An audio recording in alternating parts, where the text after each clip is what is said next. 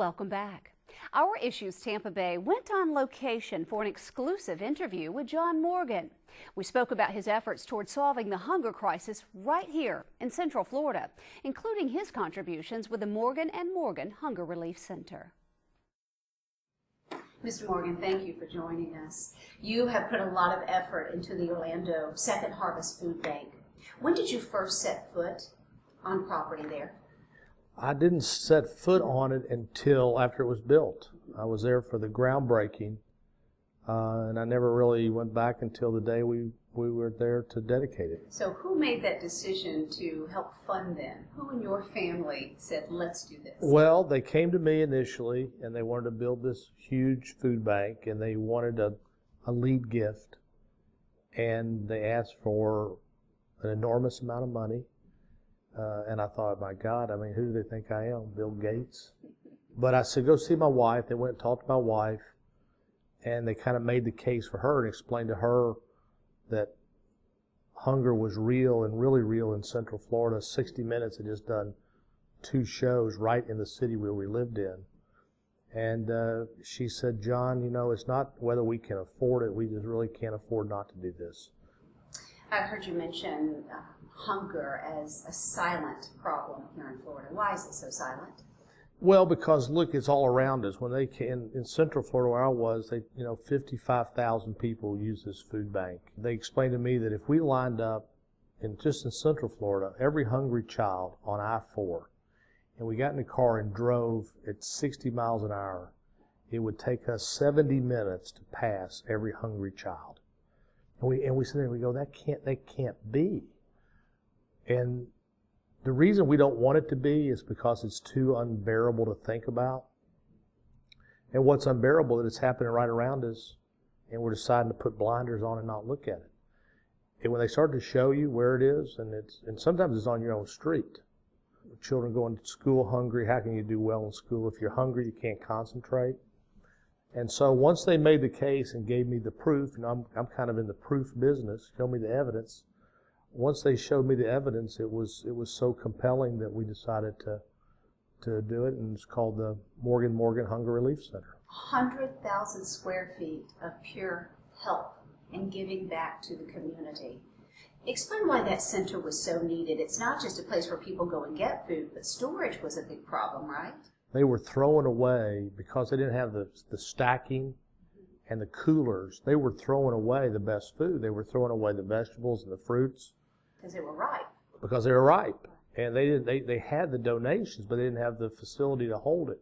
The way that food is stacked, now this thing's very, very high. It's 100,000 square feet, but the ceilings go on forever and ever. So the return on investment is incredible with the food. We're going to be able to keep the food. We're going to be able to store. So it was, if you just looked at it as a business investment, if you're looking at return on investment, yeah, they think, it could be billions of dollars. The other thing I was impressed with, it's not just storing the food that problem was solved, but volunteers. They didn't even have enough room to put a place for all the volunteers they had showing up. So when you're turning volunteers away and throwing away perfectly good food, there's a problem there. But you guys have solved that problem. Because of the facility and the size of it. The one thing that I have found through this whole thing is that the people of Florida are very good. They want to help. They want to do service work. They want to give back to the community. They want to say thank you by helping. And I think everybody, food, water, shelter, those are I don't even think those are basic.